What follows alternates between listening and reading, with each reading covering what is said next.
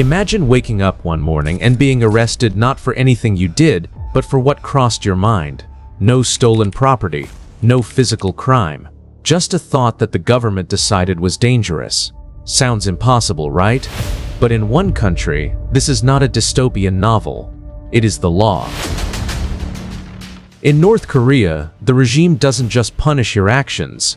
It punishes your thoughts, your music choices, your hairstyle, even the portraits hanging on your wall. The laws that govern daily life there go so far beyond anything the outside world considers strict that most people simply don't believe they're real until they hear the stories of those who lived through them. And what you're about to find out will change the way you see the word law forever. North Korea is a country unlike any other on the planet. With a population of roughly 26 million people, it operates under a system so tightly controlled that even the most private moments of a citizen's life are monitored, regulated, and punishable by law. Since the Kim dynasty took power in 1948, 3 generations of the same family have ruled Kim Il-sung, then Kim Jong-il, and now Kim Jong-un, each using fear, isolation, and absolute authority to maintain their grip on power. To understand this, we need to look beyond the nuclear missiles and the military parades and examine something far more personal: the laws that govern how North Korean citizens think, speak, dress, mourn, and even breathe. These aren't rumors or exaggerations. They are documented realities confirmed by thousands of defectors who risked everything to escape and tell the world what's happening inside. The real question is, how does a government maintain total control over an entire nation? The answer lies in laws so extreme, so all-encompassing, that they reach inside the human mind itself. Let's break this down. Every citizen of North Korea is required to display portraits of Kim Il-sung and Kim Jong-il on the walls of their home, not as a personal choice, but as a mandatory law enforced by the state. These portraits must be placed at the highest point on the wall, higher than any other decoration, certificate, or painting. Regularly, government officials conduct home inspections to verify that the portraits are clean, properly positioned, and free of dust. The state even provides a special white cloth exclusively for wiping the faces of these images. Using any other material is considered a violation. In January 2020, a mother was inside her home when a fire broke out. She managed to pull her 2 children to safety, but in the chaos, she could not save the portraits hanging on her wall. Despite risking her life to protect her children, she was later arrested because the portraits were destroyed. Meanwhile, a neighbor who had rushed into the flames to save the same portraits was publicly celebrated as a hero. The portraits are not the only form of mandatory devotion. Every North Korean citizen is required to memorize the regime's 10 ideological principles, a set of commandments centered almost entirely on loyalty to Kim Il-sung and his bloodline. If a citizen stumbles while reciting them during inspection, they can be labeled a traitor. And across schools, universities, and workplaces, every subject, whether mathematics, science, or language, must include reverence toward the supreme leader.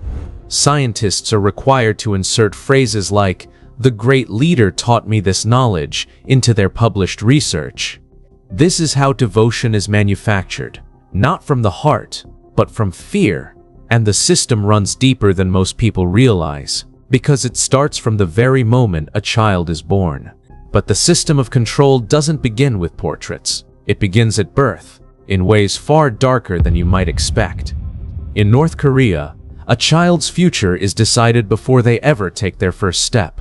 The country operates on a social classification system called Songbun, which assigns every citizen to one of 3 tiers based entirely on their family's political history.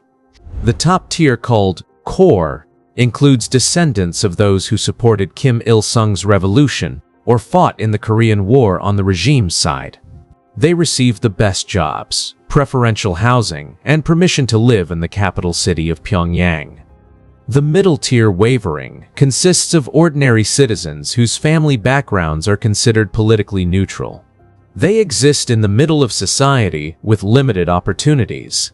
But the third tier, labeled hostile, is perhaps the most devastating category in human history. These are citizens whose ancestors once practiced religion, had ties to South Korea, or were considered disloyal to the regime at any point in the last 70 years.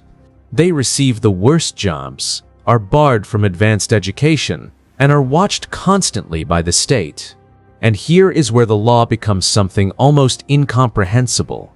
If a person commits what the regime considers a serious crime, attempting to escape, speaking against the leadership, or being caught with foreign content, the punishment does not stop with that individual.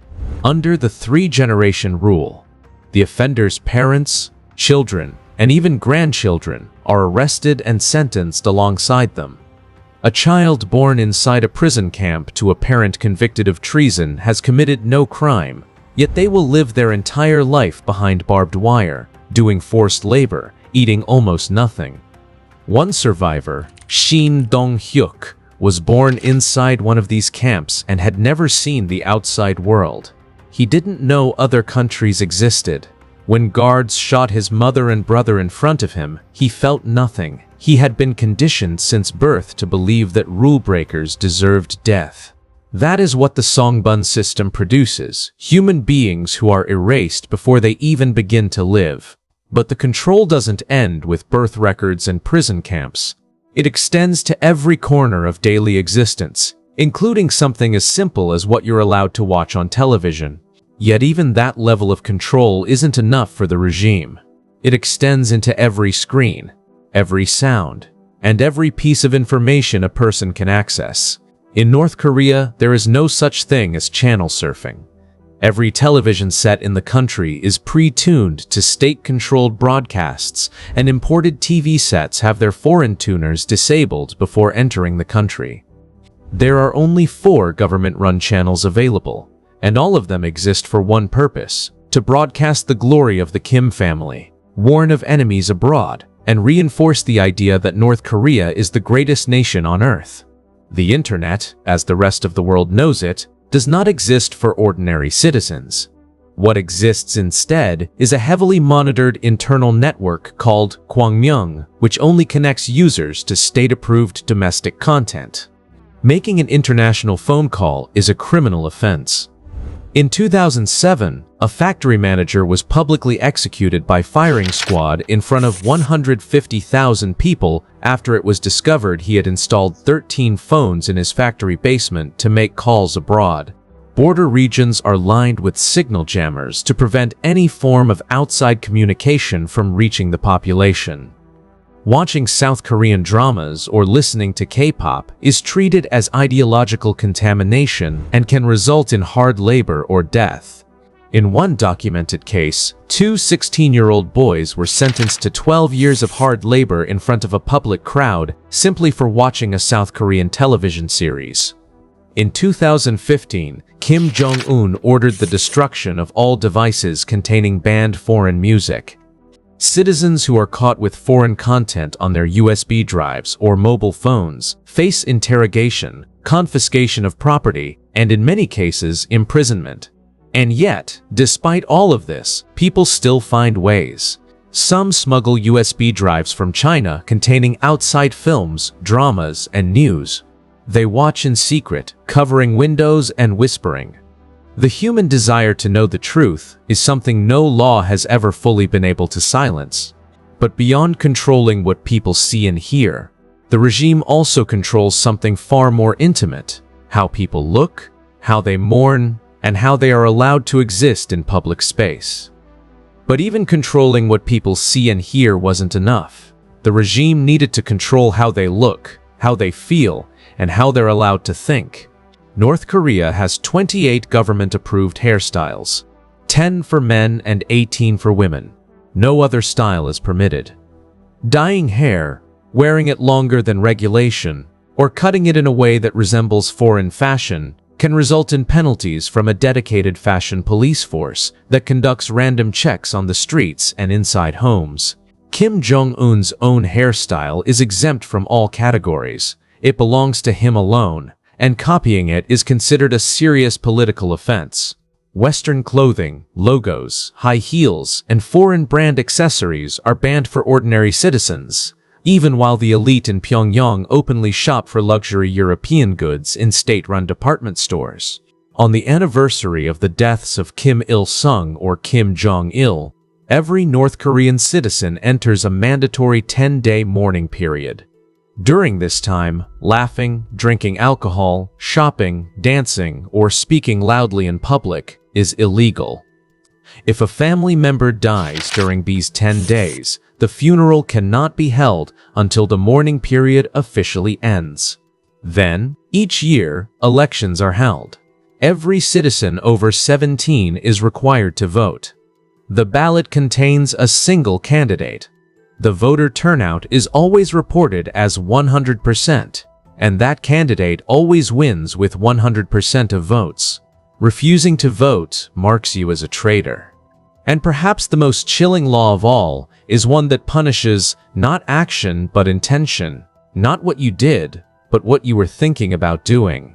Citizens have been arrested simply because someone reported they had expressed doubt about the government. Thinking critically about the regime, in the wrong place, with the wrong person listening, is enough to end your life or disappear your family. This is not a story from 100 years ago. Right now, as you are watching this, hundreds of thousands of people are living this reality inside prison camps across North Korea, with no way out and no one coming for them. And that truth, more than any law, should stay with you long after this ends. So the truth is, North Korea's laws are not simply about maintaining order. They are an architecture of total psychological control. What we can understand from everything covered here is that the Kim regime has spent more than 70 years engineering a society where fear replaces thought, loyalty replaces love, and the state replaces God. In reality, the most frightening thing about North Korea is not its nuclear weapons. It is the fact that millions of human beings are living inside it right now, under laws that punish their very thoughts, and most of the world has no idea. This explains why so many defectors describe freedom not as joy, but as shock. They had never known what it felt like to simply exist without fear. Ultimately, the story of North Korea is a warning, one the world cannot afford to ignore. Don't forget to share your thoughts in the comments section. If you haven't subscribed to our YouTube channel yet, make sure to hit the subscribe button and click the bell icon so you never miss any of our upcoming videos. See you in the next video.